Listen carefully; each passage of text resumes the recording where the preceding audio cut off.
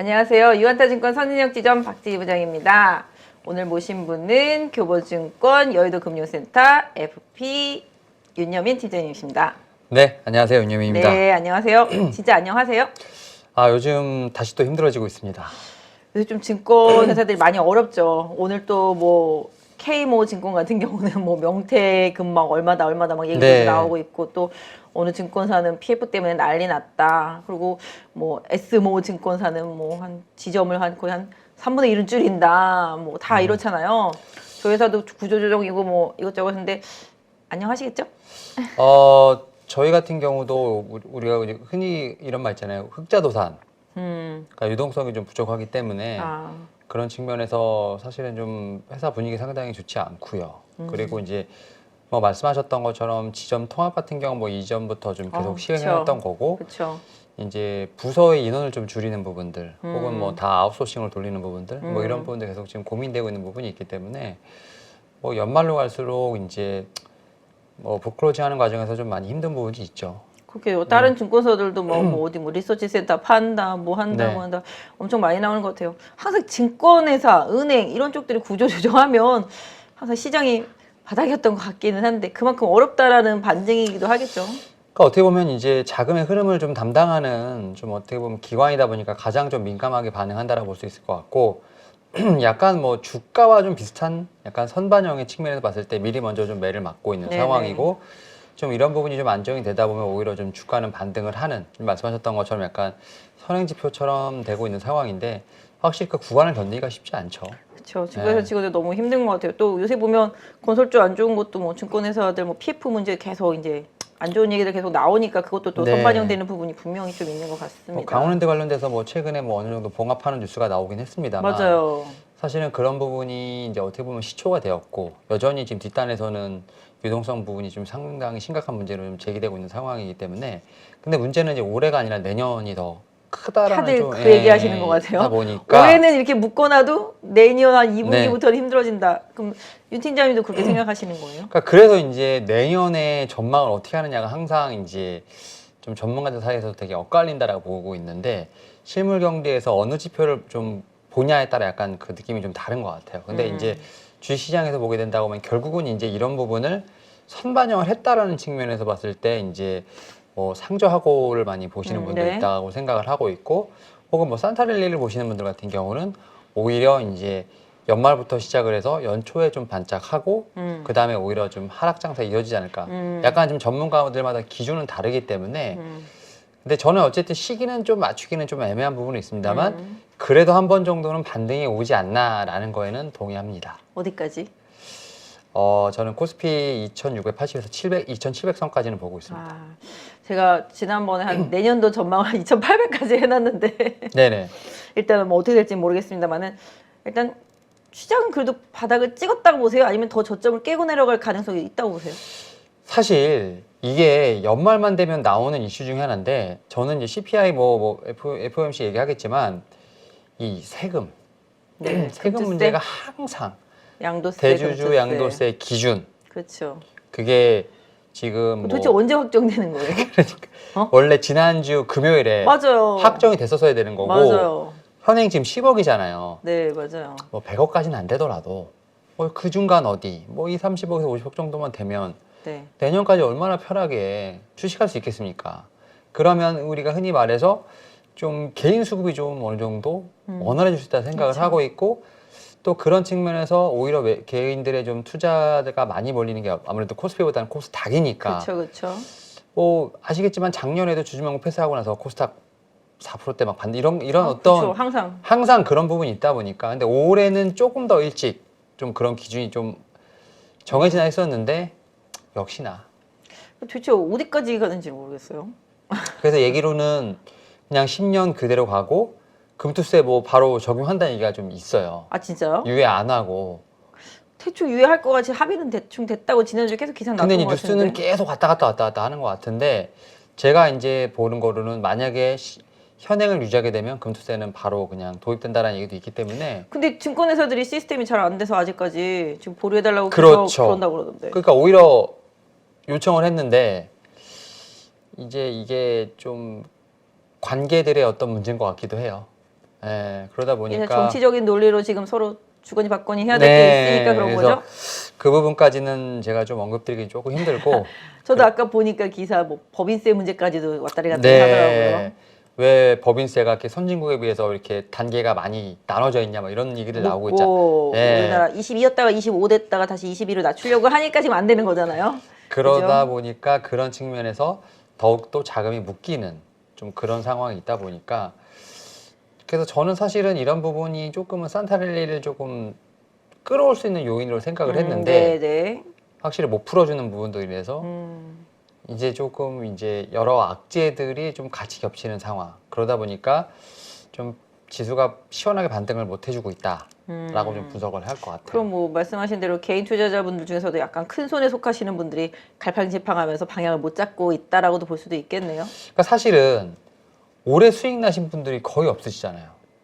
그러니까 이제 흔히 말해서 이게 대주양도세 같은 경우는 올해 내가 손실이 났어도 그래도 내년에 수익이 나서 판다고 해도 세금이 내년으로 이연이 되는 거잖아요.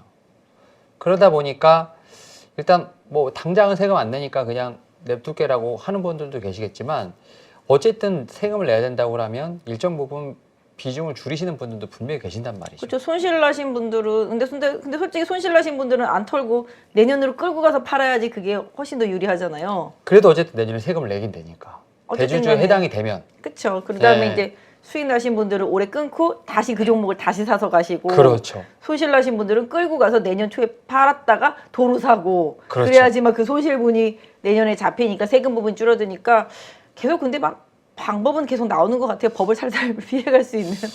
그래서 그런 부분에서 지금 이제 개인의 매도세도 분명히 저희는 좀 체크를 해봐야 된다. 그러면 연말까지 좀 시장은 좀 지지부진할 것으로 보시는 건가요? 그러니까 사실 저는 되게 업사이드로 봤는데 근데 이제 이런 그 세금 문제 같은 경우는 좀 차치한다 하더라도 이번 주에 좀 방향성이 좀 나오지 않을까라는 좀 생각은 하고 있어요. 네. 그러면 이번 주에 방향성을 가를 수 있는 게 뭐 내일 나오는 미국의 이제 CPI, 네. 그다음에 또 그 다음 날부터 시작할 연준 회의, 뭐 여기서 조금 방향성이 잡히겠죠. 근데 미국 같은 경우도 지금 방황하고 있더라고요. 전혀 막 방향성을 못 잡고 방황하고 있는 상태인데 사실 우리가 CPI 같은 경우 다 예상치가 지금 나와 있잖아요. 맞아요. 그리고 컨센들도 쫙 이제 뭐 금융사별로 나와 있는데 웬만하면 7.4, 3, 5 뭐 여기 수준에 있더라고요. 7.4, 7.3, 7.5 요 수준에 다 있는 것 같아요, 예상치가. 그러니까 사실은 지난주에 사실은 조금 시장이 금요일 빼고는 사실 월화수목금 다 안 좋았잖아요. 네네. 근데 지난주에 계속 이슈가 됐던 게 경기 침체. 네네. 그러니까 경기 침체에 관련돼서 이제 그 우려가 있었는데 결국은 그 인플레에 관련된 어떤 이제 우리가 말하는 감소폭, 그 다음에 긴축의 강도에 대한 부분들, 네. 이거에 대한 분명히 기준이 필요한데 그 기준을 이제 열어주는 게 저는 CPI라고 생각을 하거든요. 네. 일단은 그래서 말씀하셨던 것처럼 이제 컨센은 거의 7.3%로 좀 어느 정도 나와 있는 것 같은데 이거죠. 얼만큼 하회를 하느냐. 특히 코어 CPI 같은 경우 얼만큼 더 하회하느냐. 네, 이게 네. 좀 되게 중요할 것 같고 사실 이제 FOMC 회의하면서 어쨌든 CPI 지수 볼 거 아니에요. 그죠?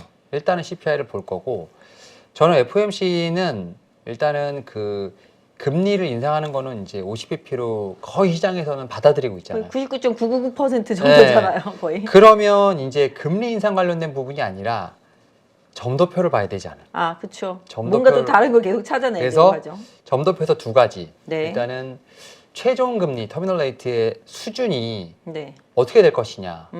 5%대 뭐 초반이냐, 중반이냐, 뭐 7%대까지 얘기가 나왔으니까. 아, 그러니까 이제 뭐 그거는 이제 어쨌든 인플레를 좀 어느 정도 늦추기 위한 좀 과격한 발언이다 치더라도 이 부분에서 어떤 최종 금리 수준이 얼만큼 형성되느냐에 대한 부분 첫 번째 봐야 될 것 같고 두 번째로는 이게 어쨌든 5% 초반이든 5% 중반이든 미국 금리가 연초에는 0%였잖아요. 지금 근데 5% 됐으니까 1년 만에 5%가 된 거 아니에요. 그렇죠. 어마어마한 거죠, 그렇게. 그 고금리가 얼마나 유지되느냐. 그렇죠. 기간.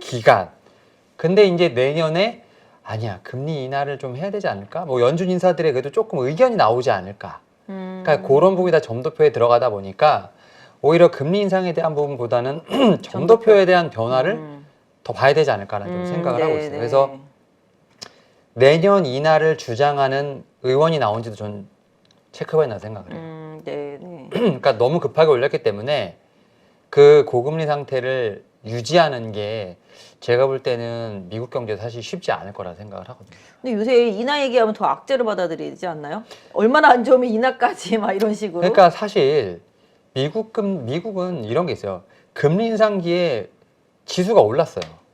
예전에는 항상 그랬죠. 올랐죠. 근데 올해 같은 경우는 특이하게 지금 나스닥이 많이 빠졌잖아요. 그렇죠. 근데 이거는 제가 볼 때는 금리를 인상했기 때문에 빠진 게 아니라 금리 인상을 너무 빨리 했기 때문에 빠진 거예요. 금리 항상 인상, 속도. 환율도 그렇고 금리도 그렇고 속도. 방향성보다는 속도. 그러니까 뭐 한 3, 4년을 두고 올렸으면 그쵸. 이렇게까지 빠질 일이 아니었는데 그쵸. 이렇게 많이 이제 흔히 얘기해서 금리 인상을 빠르게 진행하면서 그러다 보니까 경기 침체에 대한 얘기가 나오게 되고 그러니까 지금 그리고 오늘 같은 시장에서 보니까 지금 CPI나 FOMC 관련된 얘기는 사람들이 엄청 많이 하고 있는데 오히려 이제 약간 이 시장의 감신이 이 두 개는 분명히 알겠어. 오케이. 대충 아니까. 그리고 이거에 따라서 좀 향후에 긴축의 강도 어떻게 될지도 알겠는데 이제는 약간 4분기 컨센서스로 약간 이동하는 듯한 느낌이 나요. 실적 컨센서스. 네, 그래서 오늘 삼성전자 얘기 많이 나왔잖아요. 네네네. 컨센서스 하향될 것이다라는 얘기. 뭐 이미 계속 얘기 나오고 있죠. 네, 그러다 보니까 하이닉스도 마찬가지고. 네. 삼성전자에 대한 부분들이 좀 많이 좀 부각을 좀 받는 부분들. 그래서 영업이익치가 진짜 본격적으로 하향 조정세가 들어가는 부분이 네, 아닌가. 네, 그래서 근데 이게 다 어쨌든 추정치잖아요. 그렇죠. 네, 그래서 이런 부분들이 일단 주가에 반영되지 않나 좀 생각을 하고 있고. 삼성전자도 지금 뭐 아까 오다가 기사 보니까 다시 또 5만 전자냐, 하이닉스 7만 닉스냐 막 이렇게 얘기 나오더라고 보니까. 근데 저는 이제 삼성전자랑 SK하이닉스를 좀 되게 좋게 보고 있는 사람이기 때문에. 아 그래요? 그러면 시청자분들한테 좀 좋은 포인트. 네네. 일단은 SK하이닉스부터 좀 먼저 말씀을 드릴게요. 네. SK하이닉스 제가 좀 말씀을 드릴 텐데 사실 이 SK하이닉스가 거의 지금 신저가를 지금 계속 갱신하고 있는 부분이 있잖아요. 그러니까요. 뭐 내년에 5조 6조 적자다 뭐 난리고 네. 좋게 보는 쪽은 뭐 2분기부터 터닝한다 뭐 이런 얘기도 계속 하긴 하는데. 근데 지금 일단은 가장 첫 번째로 네. 올 4분기 네. 영업이익이 적자가 나는데 지금 최소 4,400억에서 네. 최대 2조 2천억 4분기에만? 4분기에 영업 적자. 와. 근데 제가 볼 때는 레인지가 너무 커요. 엄청 넓은데요? 그러니까 지금 이베스트가 지금 한 1조 1천억, 그다음 키움이 한 2조 2천억 정도 하는데 네. 이 얘기는 제가 볼 때는 아직은 모른다야. 자기들도 모른다. 아직은 정확히 계산이 안 된다는 거. 아. 그러니까 내가 볼 때는 모른다가 정확히 맞는 말인 것 같아. 네네. 그리고 말씀하셨던 것처럼 이제 생산 조정에 들어가는데 이 재고로 인해서 지금 평가 손실이 2분기까지 반영될 것이다 하는데 많다고 그러더라고요. 이게 이제 평가 손실이잖아요. 그러니까 아직은 평가잖아요. 그렇죠. 그러니까 이것도 제가 볼 때는 아직까지는 정확하게 파악을 못 하고 있다라고 보시면 돼요. 그러니까 네네. 근데 왜 이게 중요하냐? 시장에서 가장 싫어하는 건 불확실성. 그렇죠. 그러니까 아예 숫자가 찍히거나 이거면 된다고 생각하는데 아직까지는 그 적자의 어떤 폭이 가늠이 안 되는 것 같아요. 그러니까 그거에 따라 더 주가가 흔들린다고 생각을 해요. 적자가 요 정도일 수도 있고 요 정도일 수도 있고 이만큼일 수도 있고 그렇죠. 그렇기 때문에 아직까지 모두가 좀 확실하게 가늠을 못하기 때문에 좀 더 불안한 거다. 네. 아까 말씀하신 대로 뭐 5천억이면 5천억, 4천억이면 4천억 적자 난다 그러면 지금 주가 빠졌으니까 인정하고 갈게 이럴 수도 있는데 그게 아니라 1조, 2조 갈 수도 있으니까 여기서 사면 안 될 것 같은 그런 뉘앙스도 있겠고 그렇죠. 그런 부분들 때문에 더욱 이제 하이닉스에 대해서 힘들어하는 부분인데 삼성전자도 계속 저도 이제 얘기 듣고는 한 10% 정도 이제 감익 얘기 계속 나오긴 하더라고요 보니까. 근데 이제 참 반도체도 그렇고 모든 섹터들이 보면 아 실적을 좀 확인하고 터닝아웃은 되겠다라고 생각하고 그때쯤 사면 늦잖아. 그렇죠. 그게 참 아이러니한 부분이죠. 이미 그때는 많이 네. 올랐으니까. 그러니까 분명히 지금 삼성전자, SK하이닉스 같은 경우는 이제 내년 1분기를 좀 기점으로 해서 되게 강하게 재고 조정을 할 것으로 보이고 있어요. 그리고 특히 삼성전자 같은 경우는 사실은 SK하이닉스 같은 경우는 이제 완벽한 반도체 회사지만 그렇죠. 삼성전자는 뭐 시스템도 있고 비메모리도 있고 그다음에 디스플레이도 있고 모바일도 있고 사실은 좀 사업체가 많다 보니까 이 메모리 쪽에서 미스나는 거를 다른 사업체들이 어느 정도 메이크업 해줄 수 있는 좀 그쵸. 그러한 기회 요인도 분명히 있다라고 생각을 하고 있고 그쵸. 최근에 보게 되면 지금 이제 뉴스가 어드밴스드 패키지 팀이라고 그랬고 지금 반도체 부분에서 메모리랑 파운드리 간의 좀 사업 간의 시너지를 내기 위해서 좀 이제 제조 기술센터를 좀 이렇게 합친다는 얘기가 좀 있어요. 네네. 그러니까 이 얘기 뭐냐면 최근에 이제 뭐 큰 손이라 불리는 이제 글로벌 IT 뭐 애플이라든지 뭐 네네. 테슬라라든지 이런 데 보면 이 주문 생산 많이 하잖아요. 그렇죠. 그러니까 자기네를 위한 전용 칩을 그렇죠. 만들어 달라. 음. 이 얘기에 내가 결국 그 얘기는 뭐냐면 기술 격차가 더 벌어지고 있는. 그래서 지금 파운드리 지금 삼성 같은 경우 지금 15%를 많이 줄었잖아요. 근데 이런 부분을 제가 볼 때는 메이크업하고 삼성전자는 또 2030 시스템 1위를 하겠다라고 10년 또 슬로건을 내세웠기 때문에 그런 부분에서 지금 계속 가는 과정이라고 생각을 해요. 그래서 말씀하셨던 것처럼 지금 상황이 바닥을 어느 정도 다지고 있는 상황이라고 저는 생각을 하고 있고 물론 여기서 지금 바로 매수를 한다기보다는 네. 확실히 저는 이제 5만 원대, 5만 5천 원에서 5만 한 8천 원대 부분들 네. 그다음에 이제 SK하이닉스 같은 경우는 저는 뭐 8만 원 이하에서는 모아도 된다. 충분히 관심을 가지고 좀 봐야 되지 않을까 생각하면서 보유하고 계신 분들 같은 경우는 추가 매수의 타점을 좀 봐야 되는 시점. 보유 매수하신 분, 보유하고 계신 분들은 그리고 추가 신규- 매수 타이밍을 네, 잡는다. 신규 매수하실 분들 같은 경우는 앞서 말씀드렸던 그런 가격 레인지에서 한번 매수를 해볼까라는 좀 생각을 가지시는 게 저는 맞다라고 생각을 하고 있고 지금 상황에서 흔히 얘기해서 손절을 하는 거는 의미가 없다. 너무 좀 늦었죠. 네, 그리고 오히려 반도체 업황이 돌아선다면 삼성전자보다 SK하이닉스가 더 빠르게 더 터닝을 항상 할 거다. 그렇잖아요. 항상 그렇죠. 가볍잖아요, 항상. 그렇죠. 그래서 저는 뭐 감히 말씀드리건데 네. 사실은 기간까지 맞추는 거는 전 불가능하다고 생각을 합니다만 네. 지금 SK하이닉스가 8만 원이라는 가정하에 저는 그 중소형 반도체 종목들에 나오는 시세만큼 충분히 SK하이닉스도 그런 잠재력이 있다라고 생각을 합니다. 주가 상승. 근데 솔직히 말씀하신 대로 근데 삼성전자 하이닉스가 돌아서 가면 그 밑에 있는 코스닥에 있는 소부장, 반도체 네. 소부장 이쪽이 더 월등하게 수익률이 높아지잖아요. 월등히 높은데 일단은 지금 반도체를 그러려면 지금부터 담아야 되잖아요. 저점에서 사야지만 그쵸? 수익률을 높게 가져가는데 이제 그렇게 되면 이제 소부장에 대한 불안함이 있으신 분들 같은 경우는 저는 오히려 이제 SK하이닉스가 상당히 좋은 마음적으로, 대안이 될 수 있다라고 심리적으로 생각을 하고 좋다. 있고 뭐 2배까지는 안 가더라도 SK하이닉스 같은 경우는 저는 지금 시점에서 1.6배에서 1.7배까지는 충분히 갈 수 있는 네네. 상황이기 때문에 오히려 좀 주식을 하셔야 되는데 음봉에 매수하기는 좀 힘들고 그리고 지금 앞이 보이지 않고 지금 여러 가지 막 반도체 관련돼서 부정적인 얘기가 나오는데도 불구하고 매수를 하시겠다 하시는 분들은 오히려 저는 SK하이닉스가 정말 좋은 삼성전자보다는 대안, 좀더 낫다. 좋은 대안이 되지 않을까 생각하고 있고 앞에서 말씀드렸던 것처럼 확인하고 사면 늦는다. 진짜요? 아니 또 지난주에 장시영 차장님은 반도체는 경기 산업이기 때문에 경기가 돌아서는 거, 선행지표 돌아서는 거 확인하고 경기 확인하고 사도 안 났다. 아니 제 말은 실적. 실적. 그러니까 그 앞에서 말씀했던 건 이제 그런 주변의 어떤 사이클을 보시는 거고 제가 말씀드렸던 거는 지금 내년에 적자 계속 나오는데 그게 흑자로 돌아선 순간을 확인하고 사면 늦다. 늦다. 예. 그건 당연히 그렇죠. 그렇죠. 예. 저 항상 말씀을 6개월 드린- 선행하니까 네, 그 말씀을 반도체가. 드리는 겁니다. 그러니까 내년이 적자인데 그 적자 폭이 줄다가 흑자로 전환되는 시점은 이미 많이 올라 있다. 그렇죠. 네. 그러니까 계속 관심을 갖고 하이닉스는 8만 언더, 그다음에 삼성전자는 5만 5천에서 5만 8천 원대 네, 그 정도면은 계속 이제 좀 지켜보시면서 좀 뭔가 네. 변화가 시작될 때 조금씩 그렇죠. 네. 분할 매수해 나가시는 전략이 네, 삼성전자 하이닉스 매매하시는 분들한테는 맞다. 필요하겠다라고 네. 네, 말씀 주셨습니다. 그러면 요새 최강이 그거잖아요. 컨텐츠잖아요. 아 컨텐츠 그렇죠. 예. 최근에 이제 한알령이 뭐 해제됐는데 이게 진짜 몇 년 만입니까? 중국은 한알령을 한 적이 없다 그러는데 네. 우리는 한알령의 느낌을 계속 받았었잖아요. 이게 벌써 몇 년인데 요새 지금 보시면 그때 영화 이제 중국 네. OTT에서 상영한다고 시작한다면서부터 움직이다가 갑자기 이제 재벌집 막내 아들로 튀다가 지금 또 아바타로도 막 움직이더니 지금 다시 또 이제 그 뭐 25, 21, 뭐 그다음에 슬기로운 의사생활 뭐 이런 것도 이제 OTT 개봉한다고 그러면서 막 가고 있잖아요. 그래서 다 모셨어요.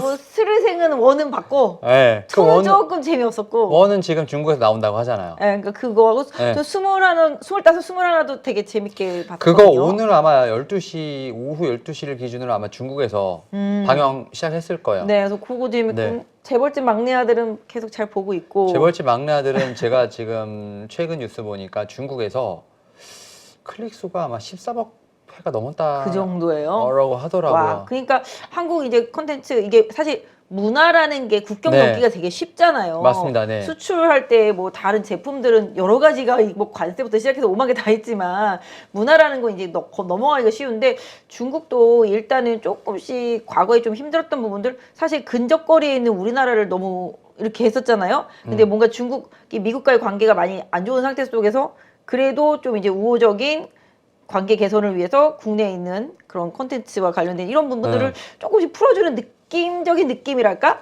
뭐 이런 부분들이 살짝 있는 것 같기는 해요. 이게 참 이게 지정학적 그다음에 정치적인 뭐 약간 그런 거다 연관이 되는데 사실은 우리가 좀 미국 쪽에 많이 포커스가 돼 있긴 합니다만 수출과 관련된 부분에서는 아직까지 중국의 그렇죠. 수치가 좀 높지 않습니까? 좀 역전됐잖아요. 당연하죠, 예. 당연하죠. 네네. 그런 상황에서 사실은 이 중국과 미국 간의 어떤 이런 좀 어떻게 보면 세계 패권 전쟁 관련된 그쵸. 부분에서 사실 우리나라가 얼마나 대처해야 되는지가 사실 우리 산업에도 큰 영향을 미칠 그럼요, 거라 보는데 네. 지금 말씀하셨던 것처럼 이제 한중 회담 이후에 사실은 이제 중국 관련된 이제 우리가 말하는 좀 종목들이 특히 이제 첫 번째로 움직였던 게 화장품.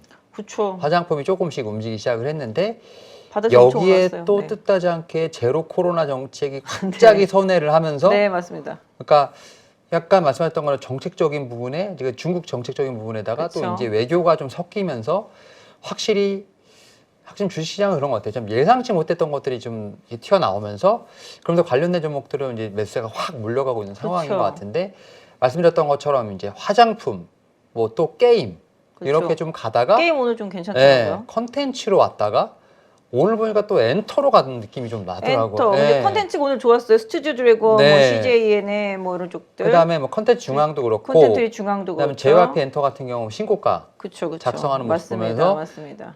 이게 그 엔터 같은 경우는 3분기부터 이제 아티스트 컴백한다, 이제 뭐 실적 좋아진다고 그래도 그렇게 안 가더니 맞아요. 이제 또 엔터 가기 시작하는 느낌이 그쵸. 나고 그리고 또 이제 뭐 제가 여기서 이제 좀 말씀드리면 이제 그 좀 중소형 그 네. 엔터 사긴 한데 뭐 큐브 엔터 같은 경우 오늘 좀 어. 빠지긴 했습니다만 참 꾸준히 잘 올라왔어요. 조용히 많이 올라왔어요. 네, 많이 올라왔잖아요. 그래서 이런 종목들 같은 경우가 사실은 오히려 지금 시장이 흔들리는 가운데서도 내 계좌를 좀 방어해 줄 수 있는 종목들이 아닌가 좀 생각을 하고 있는데 네네.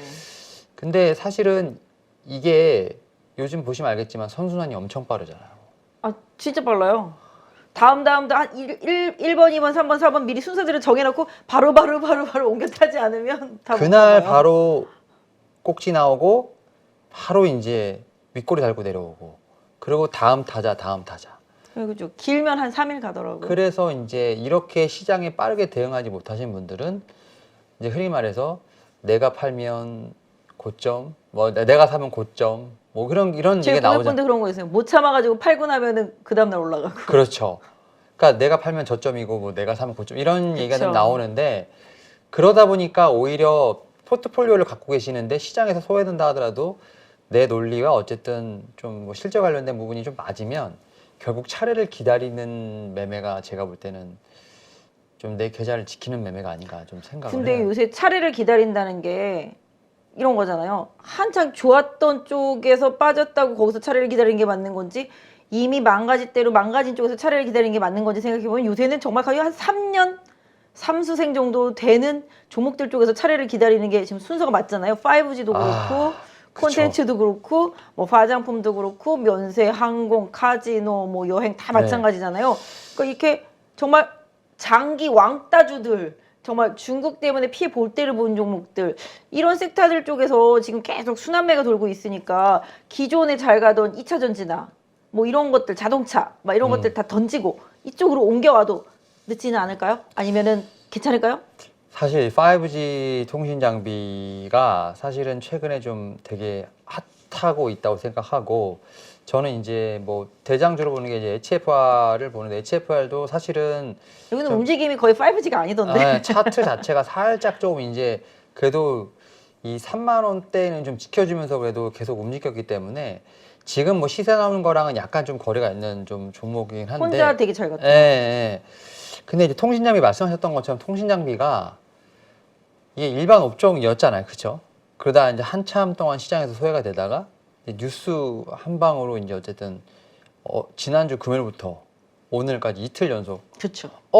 이게 가잖아요. 근데 원래 이렇게 가다가 이렇게 됐는데 요새 근데 보시면 되게 가벼운 종목들이 많이 솔리드 많이 올랐고. 솔리드 뭐 그런 종목들. RFX도 좀 올랐었고 오이솔루션은 지난주에 상한가도 한번 찍었었거든요.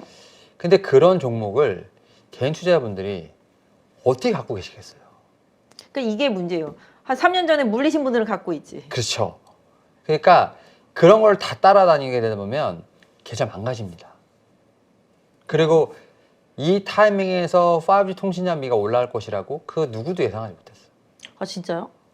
지난주 기사 보고 올라가는 거지 뭐 지금 하시는 분들이나 트레이딩 하시는 분들이지. 하기야 뭐 말씀하신 대로 개인 투자자분들은 그럴 수도 있을 것 같은데 저는 계속 느낌이 좀 쎄했었는데 몇 주 전부터. 아니 뭐 5G, 6G 얘기는 엄청 나오긴 하는데 그리고 무슨 뭐 모든 기반에 통신이 깔려야 된다고는 하는데 일단 앞단에서 투자가 안 일어나고 있는 상황인데 그쵸. 그렇잖아요. 뭐 그쵸. 기지국도 그렇고 지금 이 통신사들이 맞아요. 투자를 안 하고 있고 5G 같은 경우도 오히려 막 주파수 반납하고 그런 상황이. 저도 핸드폰 안 터져서 맨날 LG랑 싸우고 있어요. 네, 그런 상황에서 통신 장비가 갈 리가 없다라고 생각을 하는데 어떻게 보면 다 기대감, 뉴스로 인해서. 요새는 진짜 네. 다 기대감인 것 같아요. 저는 5G가 왜 움직일까 했더니 이게 네옴시티에서도 인프라 투자니까 뭐 그런 것도 통신 있죠. 네트워크 깔 거니까 한 번쯤은 돌겠지 이런 생각을 하고 있었던 차인데 이제 뭐 아시다시피 이제 사우디가 5G 들어간다 뭐 그다음에 삼성이 인도 맞아요. 난다 뭐 이런 얘기 나오면서 슈팅 들어간 것 같기는 하더라고요. 그럼 연속성은 없다고 보시는 거예요? 저는 일반 업종 중에서 5G 통신 장비 같은 경우는 이제 눈여겨봐야 한다고 생각은 하는데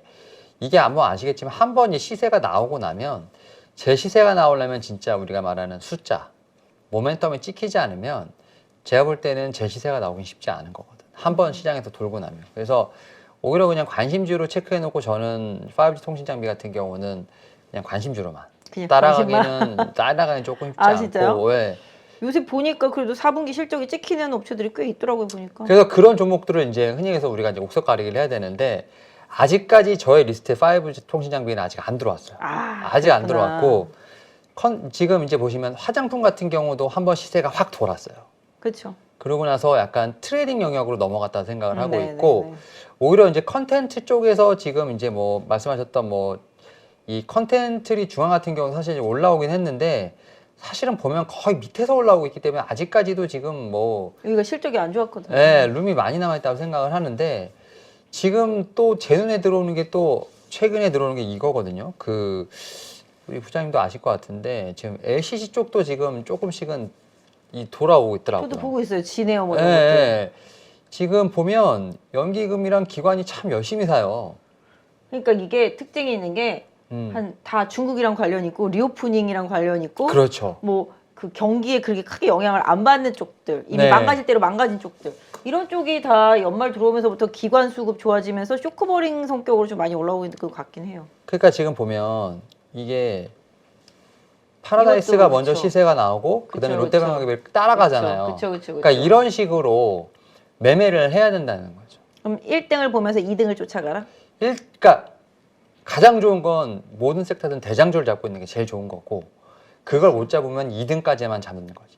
막 3등은 안 너무 된다. 가볍거나 이런 테마적인 종목들은 네. 잡으면 사실은 요즘 같은 장에서 물리기 너무 쉽기 때문에 그런 상황에서 보게 된다면 뭐 늘 하는 말 있잖아요. 하락장에서 뭐 손절은 어쩔 수 없지만 어쨌든 포트폴리오를 리밸런싱 할 수 있는 게 하락장에서만 할 수 있는 거고. 그렇죠. 왜냐하면 네. 순서대로 떨어지지만 좋은 종목도 같이 떨어지잖아요. 그렇죠. 나쁜 종목도 같이 떨어지지만 이럴 때 여기서 딱 스위칭을 해주면서 좋은 종목으로 갈아타는 거잖아요. 이제 30% 손절하지만 30% 좋은 종목을 싸게 살 수 있다는 그런 마인드로 갈아야 되는데 다른 종목을 싸게 사는. 손이 쉽게 안 가죠. 누구라도 그렇죠. 네. 저도 뭐 개미죠. 저도 개미인데 와 이걸 이 가격에 어떻게 팔어 이런 생각들이 사실 드는 그렇죠. 게 당연하죠. 특히 또 그런 건 있지. 내 계좌면 할 수 있는데 손님 계좌면 더 못할 거 아니겠어요. 더 부담스러우니까. 근데 어쨌든 간에 그렇게 말씀하시면 말씀 또 이제 주신 대로 가슴 아프지. 장기적으로 빠졌던 섹터 쪽 특히 이제 많이 올라온 리오프닝 섹터 그다음에 중국 관련주들 이런 것들 그럼 계속 또 괜찮게 보시는 거예요? 그러니까 중국이 지금 3월에 제가 알기로 양해가 있는데 네네. 그 전후로 해서 이 제로 코로나 관련된 이제 이 정책이 한 번쯤은 딱 공식적으로 뭐 네. 이제 끝내겠다 뭐 이런 식의 한번 어나운스먼트가 있지 않을까. 지금 뭐 이렇게 지역적으로 그 이렇게 지역적으로 하고 있지 이제 어떻게 보면 딱 중국 정부 전체에서 이렇게 하지 않기 때문에 네네네네. 그 전까지의 모멘텀은 조금씩 가져갈 수 있는 부분이 있지 않을까 생각을 하고 있고 네.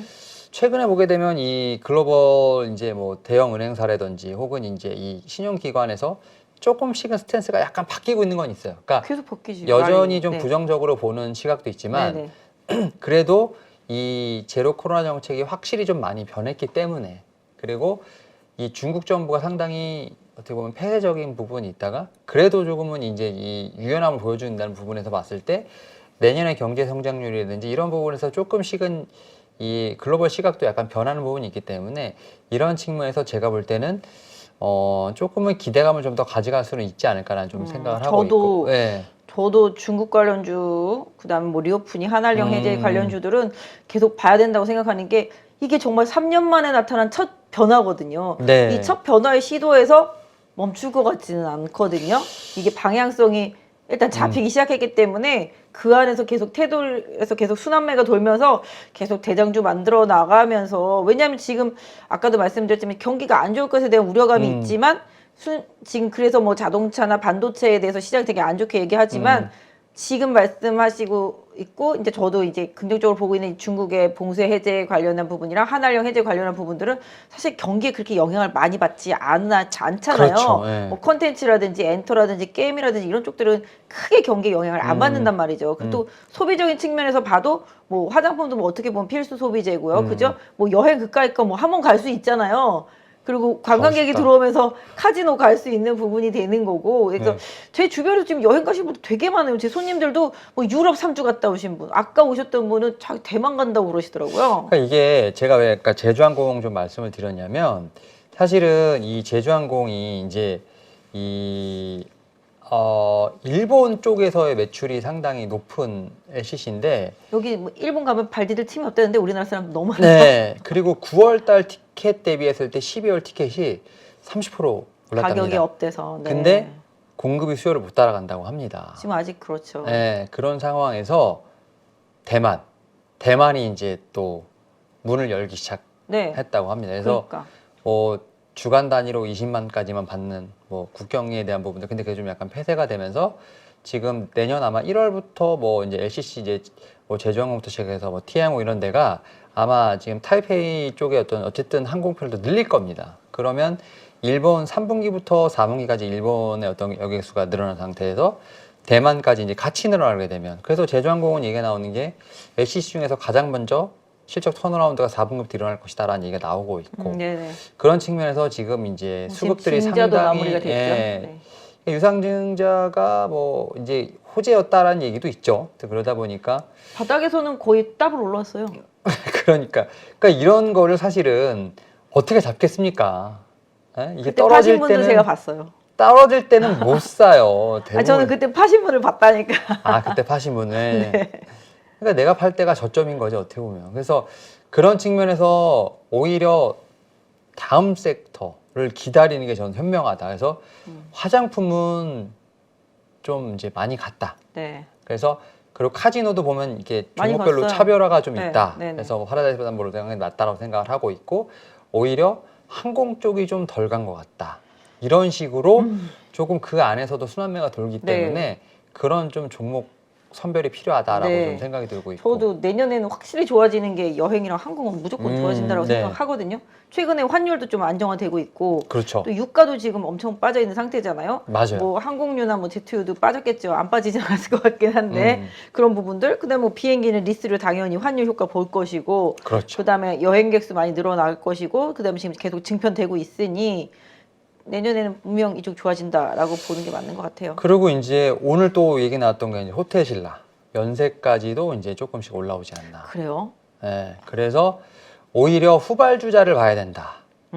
결국은 중국이 좋아지게 된다고 하면. 면세점 어차피 들려니까. 그렇죠. 같이 가니까. 그래서 그리고 한도 올랐잖아요.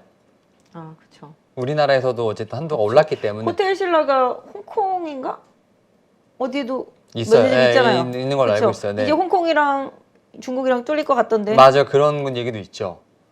그러니까 결국은 다 연결이 되다 보니까 뭐라도 호재가 조금만 나오면 주가에 영향을 주고 있더라고요. 그렇죠. 지금. 그래서 일단은 지금 시장에서 따라 붙는 건 위험하고 조정받을 때를 활용하자. 그런 것도 있고 오히려 이제 대장주를 다음 차례 올 대장주를 좀 사놓고 미리미리. 기다리자.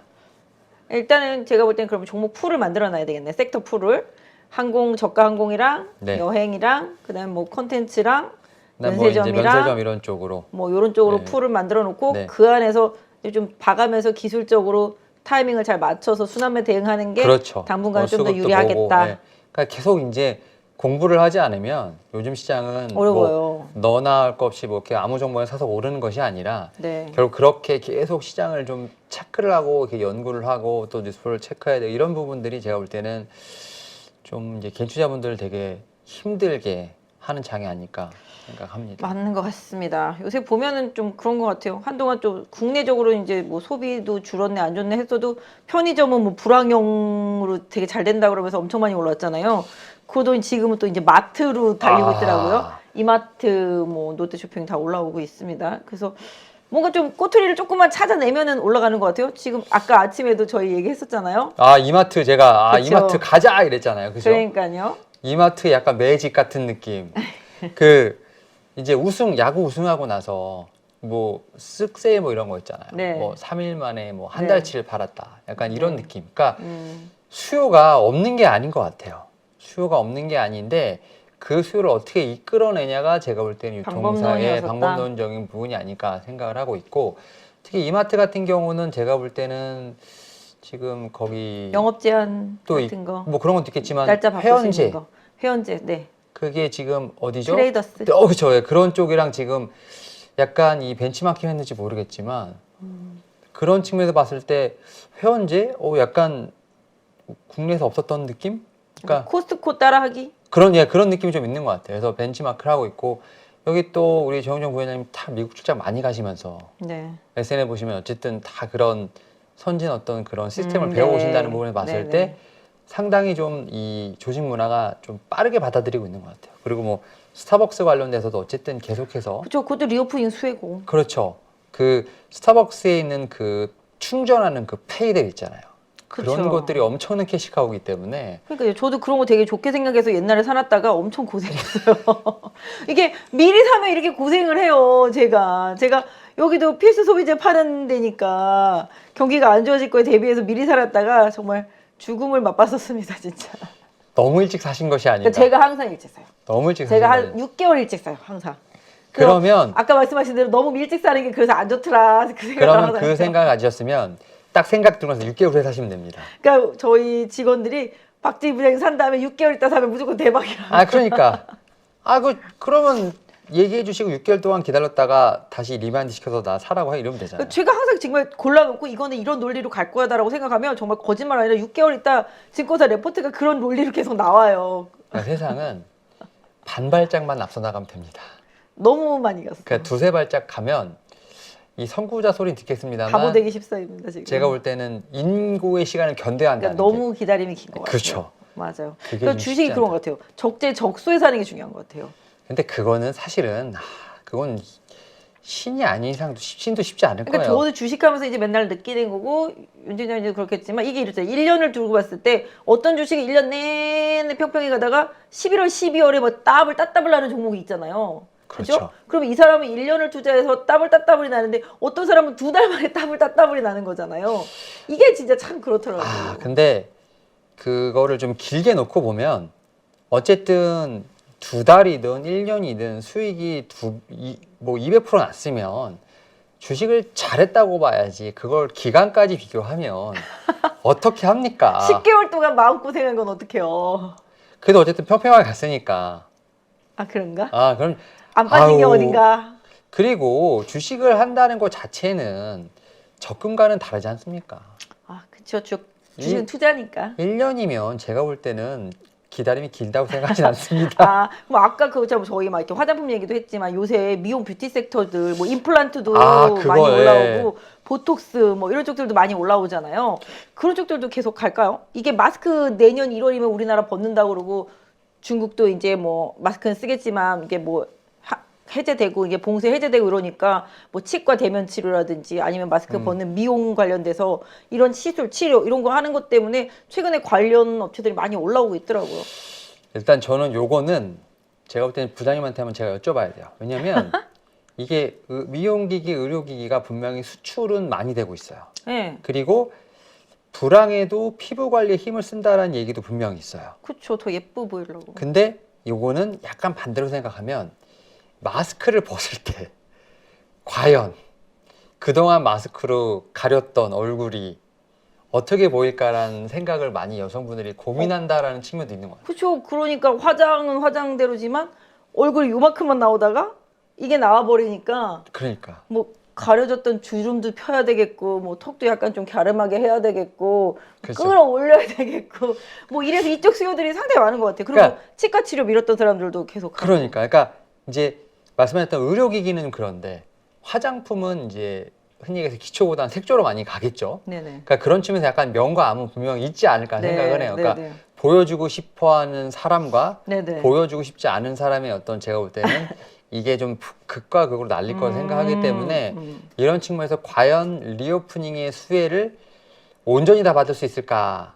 여기서도 약간 섹터가 나뉘지 그래요? 않을까? 그럼 미용 뷰티 섹터에서는 그러니까 이제 제 말은 그래요? 이제 의료기기라든지 네. 색조 쪽은 괜찮은데 의료기기나 색조는 괜찮은데 오히려 기초라든지 뭐 이런 쪽은 조금 소외받지 그런 않을까 쪽은 그렇죠. 그렇게 생각은 하죠. 그래서 뭐 대부분의 지금 뭐 미용기기나 의료 말씀하신 네네네. 거는 우리가 흔히 말해서 좀 이제 수혜를 볼 수 있겠습니다만 그 안에서 조금 나누다 보면 또 여성의 심리가 좀 연관돼 있는 어떤 좀 종목들 같은 경우는 조금 좀 선별을 해야 되지 않을까라는 생각은 하고 있어요. 그래서 보니까 오스테 임플란트도 좋더라고요.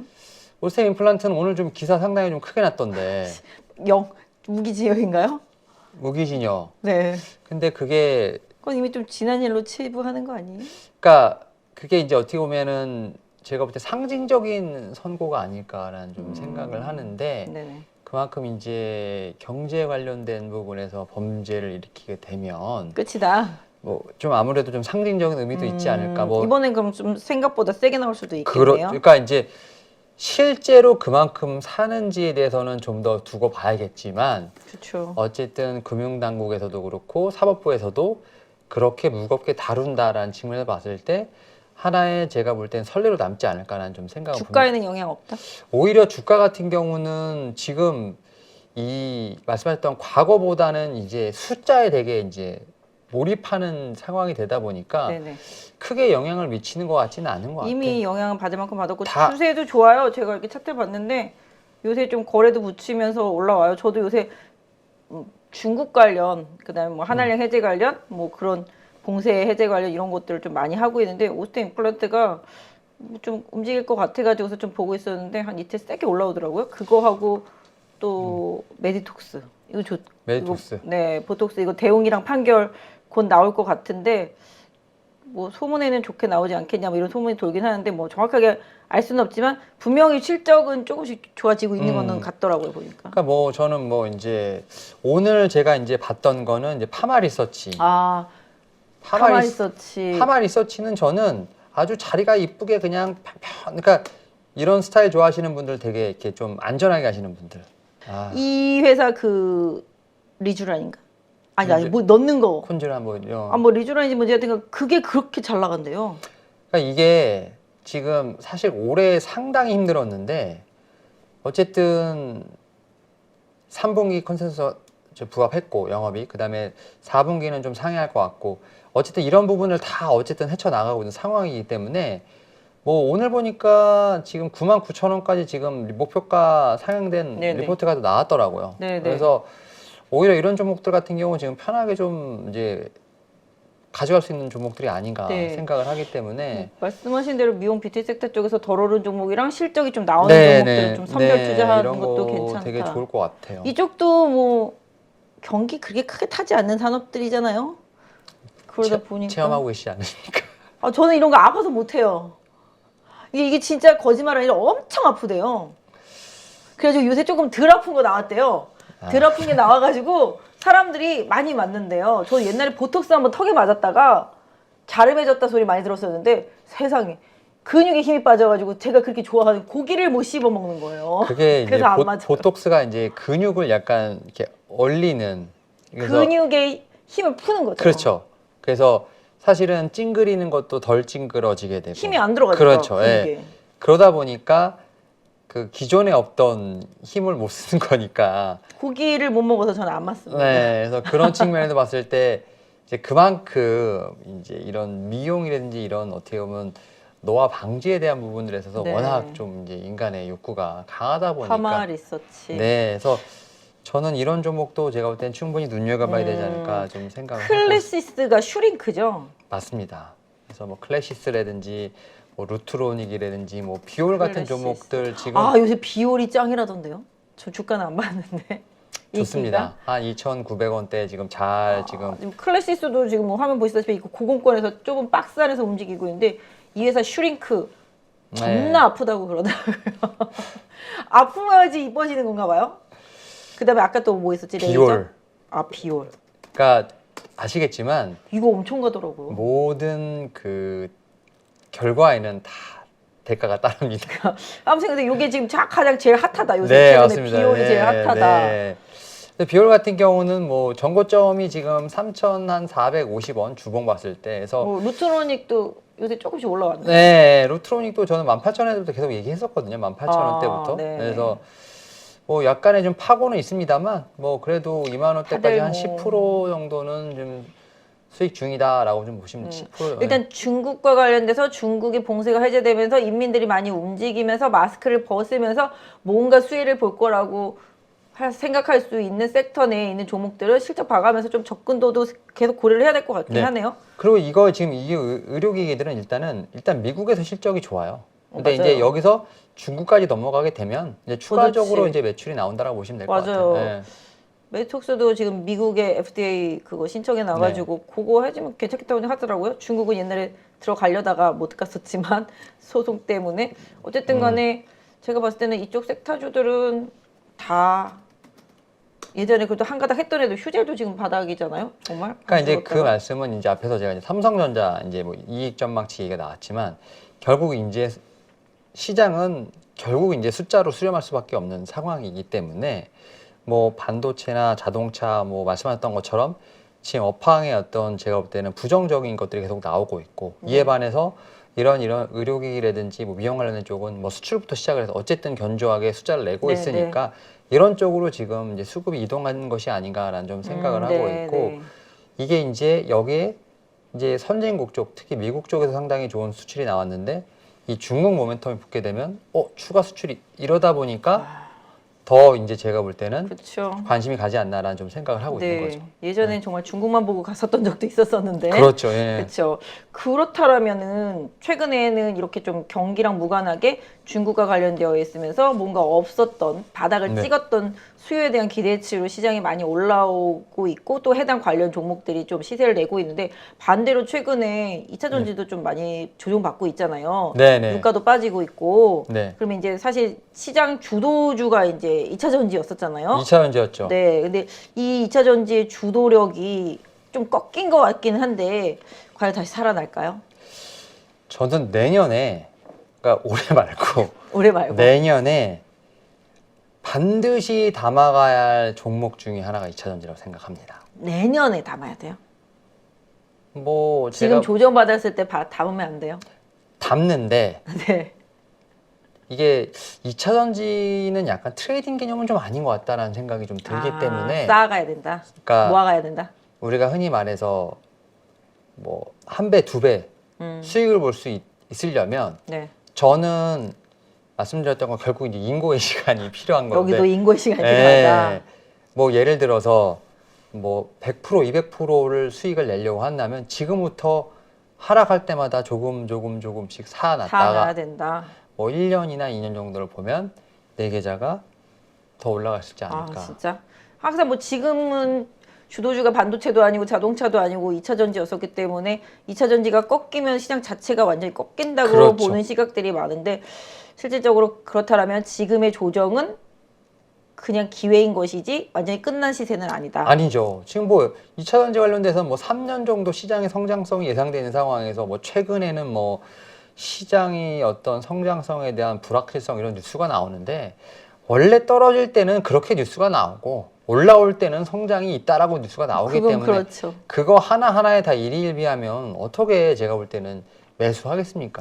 사실 이게 정말 개인 투자자분들도 그렇고 저도 그렇고 뭘 보고 투자해야 되지? 이런 생각이 드는 게 자동차 내년에 되게 안 좋다고 그러는데 오늘 나온 기사 보면은 뭐 몇 개월 연속 수출이 증가했다. 뭐 판매가 더 늘었다. 이제 차량용 반도체 좀 풀려서 출고가 더 많이 됐다. 네. 뭐 이런 뉴스 나오잖아요. 그러면 이걸 보고 투자를 해야 돼? 아니 내년에 안 좋다라는 걸 보고 투자를 해야 돼? 이런 생각이 들잖아요. 거기서 또 주가는 또 선반영하니까 도대체 언제 기간에 잡아야 돼 네. 이러면서 예. 그리고 지금 2차 전지도 윤 팀장님 말씀하신 대로 내년에 꼭 담아가야 된다 생각했는데 내년 언제? 이렇게 생각을 해봤는데 또 최근에 나오는 뉴스들을 보면은 테슬라 막 계속 할인 판매하고 중국에서도 공장 잘 안 돌아가는 부분도 분명히 있고 그 다음에 또 전기차 섹터의 성장 그러니까 전기차 판매 성장률이 이제 그 점프 하는 폭이 이제 줄어든다라는 거 네네. 예, 그거에 대한 우려도 살짝 있는데 나 또 지금 유가가 막 빠지니까 이것도 괜히 또 완성차가 더 싸 보이는 거죠 그죠? 맞아요. 메리트가 더 있어 보이고 그런 느낌이 다가오니까 이거 좀 뭐 2차 전지가 약간 시들해질 수도 있고 인프라는 깔아야 되는데 인프라는 이제 계속 이제 빨리빨리 깔긴 해야 되지만 아직까지 다 안 깔려 있는 상태잖아요. 안 그래도 근데 경기도 안 좋은데 차값은 또 되게 비싸잖아요. 보조금을 받아야만 되잖아요. 그러니까 이래저래 안 팔릴 것 같은데 뭐 이런 생각들이 또 있기는 한 것 같긴 해요. 그런데다가 지금 너도 나도 다 2차 전지 한다고 그러잖아요. 맞아요. 저 요새 맨날 기사 보면 나도 뭐 리튬 해, 너도 리튬 하니? 맞아. 막 다 이러잖아요. 그러다 보니까 이게 너무 나중에는 난립하는 게 아닌가? 너무 시장성을 크게 보고 너무 난립해서 나중에 전부 재살 깎아먹게 되는 거 아닌가? 너무 과다 경쟁되는 거 아닌가? 뭐 이런 우려감도 사실 최근에 나오긴 하더라고요. 그래서 저는 제가 말씀드렸던 것처럼 이제 포트폴리오에 전 2차 전지는 분명 하나 담고 있어야 되는데 제가 또 앞에서 말씀드렸던 것처럼 무조건 대장주로 해서 뭘로 담을까요? 이거 나중에 성지순례 저 영상 될 수도 있는데 성지순례입니까? 저는 에코프로 BM. 아 진짜요? 에코프로 BM. 지금 에코프로 BM 보면 사실은 저랑 시각이 좀 다르네요. 2020년부터 2021년까지 거의 1년간 횡보했어요. 네, 그리고 지금 3배가 올랐어요. 네, 그리고 아직까지도 지금 조정을 그렇게 많이 받지는 않았어요. 현재 상황에서 보게 되면. 네. 그러니까 저는 분명히 조정 기간이 좀 필요하다고 생각하는 사람이에요. 기간 조정. 네, 분명히 필요하다고 생각해요. 그래서 저는 에코프로 BM 감히 말씀드립니다만 10만 원대에서 조금씩 이렇게 만약에 내가 이제 포트에 아무것도 없다. 아무것도 없다. 아무것도 없다라는 가정했을 때 에코프로 BM만 사겠다. 오. 그러면 이제 조정이 나올 때마다 5%, 10%, 5%, 10%씩 이렇게 진짜. 계속 분할 매수를 했다면 네, 저는 이게 솔직히 2년, 3년 후에는 네. 주가가 레벨업이 상당히 많이 되어 있지 않을까. 아, 그러니까 사실은 우리가 매매를 하면서 항상 하는 얘기가 분할 매수, 그 다음에 포트를 비중을 나눠라 이렇게 말하지만 진짜 큰 돈을 벌려면 한 종목에서 몰빵해야죠. 그러니까 10종목이면 9종목이 손실이 나도 한 종목에서 다 커버가 되는 경우가 대부분이죠. 그렇죠, 맞습니다. 그리고나 한 종목에서 말씀하셨던 것처럼 비중을 실어서 크게 나는데 그럼 한 종목의 비중을 크게 실으면 그 종목이 움직일 때마다 사실 제 마음과 계좌가 계속 움직이거든요. 나 조금만 오르면 팔고 싶지 않아요? 그렇죠. 떨어지면 막 가슴이 아파. 그쵸. 그러니까 대장주를 골라서 성장성 있는 거를 진짜 조금씩 모아놓는다면 근데 에코프로비엠이 대장이라고 생각하시는 거예요? 에코프로비엄이 말씀하셨던 그런 리튬이나 원자재 쪽하고도 좀 상당히 연관이 있기 때문에 가격적인 측면에 상당히 메리트가 있지 않을까. 가장 크게 에코프로비엠을 꼽는 가장 큰 이유가? 아까 말씀드렸던 이제 원자재 관련된 쪽하고도 많이 연결이 돼 있고 특히 이제 요즘 또 에코프로랑도 지금 얘기가 좀 많이 나오고 있는 상황이죠. 저는 굳이 살 거면 에코프로를 살 것 같은데. 그러니까 시각차는 있어요. 시각차는 있는데 저는 양극재는 분명히 어쨌든 더 큰다라고 생각을 하고 있고 그 안에서 에코프로 BM이 제가 볼 때는 대장 역할을 충분히 할 것이라 생각하고 있기 때문에 이 방송 그럼 성지 방송 되길 바라면서. 그러니까 저는 이제 가정이 내 계좌에 아무것도 없고 에코프로 BM만 담는다. 면은 그리고 이제 계속 어떻게 보면 떨어질 때마다 10만 원 위에서 계속 물타기를 한다고 했을 때 저는 충분히 2배 이상도 갈 수 있지 않을까. 진짜요? 근데 이제 그 기간을 맞추는 거는 사실은 그걸 알면 말씀하셨던 것처럼 2달 전부터 사겠지. 그거를 어떻게 맞춥니까? 그렇죠? 그렇구나. 네. 저는 좀 2차 전지 중에서 유일하게 안 사는 종목이 에코프로 BM인데. 저는 LNF하고 두 개. 에코프로 BM을 전 대장주를 보고 오히려 트레이딩 관점에서 보면 뭐 대주전자재료나 많이 빠졌어요. 나노 신소재 같은 거. 많이 빠졌어요. 그렇죠. 응급제 CNT 도전. 네, 응급제는 오히려 제가 볼 때 시장에서 양극재만큼 그래도 좀 오르지 못했기 때문에 저는 예전부터 네. 대주전자랑 나노신 소재는 워낙 바닥일 때부터 계속 방송에서 말씀드렸던 종목에서 이제는 사라 소리 안 하는데. 네, 그 말씀드려요. 그 트레이딩 종목으로. 저는 굳이 한 종목 밀자면 저는 LG화학입니다. LG화학은 일단은 가격대가 너무 가격이 뭐가 중요해요? 시드머니에 따라서 주수를 많이 못 사기 때문에 개인 투자자분들 그런 거 있더라고요. 그런 거 1,000원짜리로 한 10만 주 사는 거랑 10,000원짜리로 뭐 한 1,000주 사는 거랑 이러면 너무 뭐 수량이 적다 보고 뭐 생각하는 거 같아요. 고객분들이 약간 그 민감하시다니까요. 수량이 많은 게 좋아요, 다들? 약간 그런 데서 오는 약간 그런 게 있는 거예요. 뭐 물론 그렇게 말씀하시는 분들도 있어요. 이거 뭐 60만 원짜리 사가지고 몇 주나 사서 얼마나 먹겠다고 막 이렇게 말씀하시는 분들 되게 많잖아요. 근데 착시 효과라고 생각합니다, 저는. 그런 부분도 고려를 해야 된다라고 생각합니다. 그러시구나. 네. 저는 LG화학을 되게 좋게 봐요. LG화학 에코프로짜 살 거면 에코프로를 산다. LG화학도 되게 좋게 봅니다. 저는 LG화학도 요새 조정 많이 받아서. 저는 LG화학은 그냥 뭐 제 개인적인 느낌입니다만 좀 외국인들이 참 관리를 잘하는 종목이 아닌가라는 생각을. 근데 요새 유가 많이 빠져서 화학주들 다 많이 급등했어요. 그렇죠. 근데 얘만 못 갔어요. 그러니까 요즘 화학주들은 참 우리가 흔히 말해서 외도를 많이 하잖아. 진정한 화학을 하는 종목들은 많이 없어. 순수화학 업체. 순수화학보다는 다 어딘가에다가 펄을 붙여와서 LG화학도 결국은 뭐 생명과학도 있고 그 다음에 이 소재도 있고 그렇지 않습니까? 그러다 보니 그래야죠. 다변화 시켜야죠. 한 가지만 팔았다가 그러니까 어떡해요? 이제 말씀드렸던 것처럼 삼성전자가 약간 그러다 보니까 이제 반도체 업황 좋아질 때 확 어떻게 보면 턴어라운드가 되기에는 SK하이닉스보다 좀 힘이 부족한 그러니까 것처럼 말씀하신 대로 뭔가 하나의 섹터에 하나에 이렇게 집중이 되어 있는 종목이 나중에 그 업황이 돌아섰을 때는 가장 더 강력한 주가의 그렇죠. 힘을 발휘할 수 있다. 그렇죠. 그런 측면에서 봤을 때 LG화학은 약간 좀 모멘텀이 분산될 수 있는 요인이 조금 있다. 아니죠. 좋은 모멘텀이 집중된 거죠. 여러 개가. 하지만 무겁다.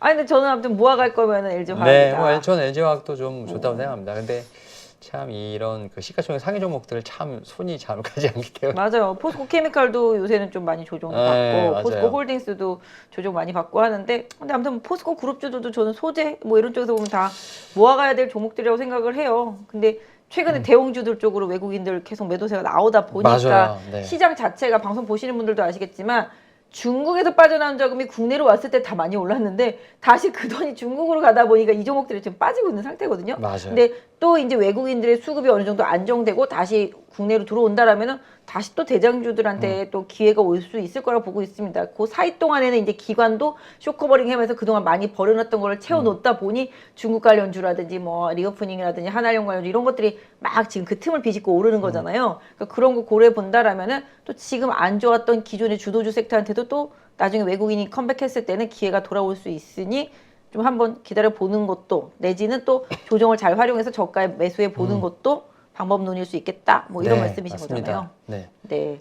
일단은 오늘 말씀 너무 감사해요. 근데 요새 좀 시장이 너무 뒤숭숭하니까 업계도 뒤숭숭하고 다 힘들고 또 개인 투자자분들도 워낙 좋다고 해서 다들 지금 2차 전지에 가 있는데 2차 전지 빠지니까 팔 수도 없고 되게 힘들어요. 지금 중국 관련주들 많이 오르는 것도 물려 있었던 분들이나 조금 좋고 현금 그렇죠. 있었던 분들이나 좋고. 그러니까 사실 중국 관련 종목이라든지 이런 종목들 사실은 앞서 말씀드렸던 게임도 그렇고 뭐 이런 종목들 대부분 다 기존 보유자분들이 지금 시세가 나오면서 좀 약간 리스크 관리하는 측면에서 나와야 되는 구간으로 보시는 분들도 상당히 주변에 많으시거든요. 이 반등을 이용해서 팔아야 된다. 네, 네. 아, 왜냐면 그동안 너무 많이 이제 오랫동안 가지고 있었기 때문에 그러니까 그렇게 시각을 보시는 분들 상당히 많아요. 아, 그래요? 네, 그럼요. 돈 사야 된다 생각하고 있는 사람인데. 그러니까 이제 각자의 어떤 개인의 계좌의 어떤 상황에 따라서 시장을 대하는 태도가 다 다르기 때문에 근데 사실 뭐 정답이 없다라고 생각을 하고 있고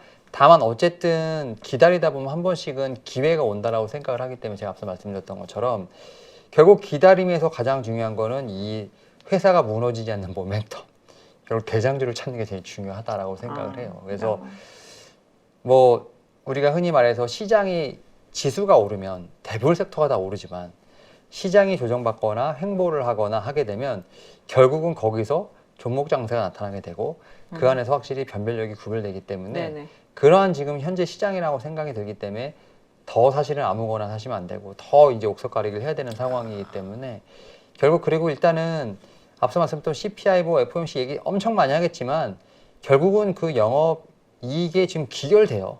모든 건 실적이죠. 네, 실적으로 기결되기 때문에 네.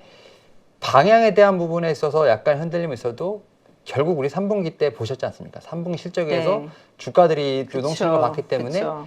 결국 그러한 부분이 4분기도 나타날 거라고 생각이 드는 거죠. 그러면 팀장님 말씀은 CPI도 그다음에 FOMC도 다 그냥 예상한 수준에서 크게 영향을 안 줄 것이고 점도표를 좀 시장에서 확인하려고 할 것이고 그걸로 인해서 시장은 어느 정도 방향을 잡겠지만 결국은 기업들의 실적이 가장 중요하기 때문에 실적 모멘텀으로 그 다음은 다시 회귀한다. 결국은 그래서 4분기 실적 모멘텀이 있는 기업들 위주로 다시 시장의 방향성이 종목별로 좀 잡힐 거다. 네. 이렇게 한 1월 달까지는 보시는 건가요? 네, 그리고 세금.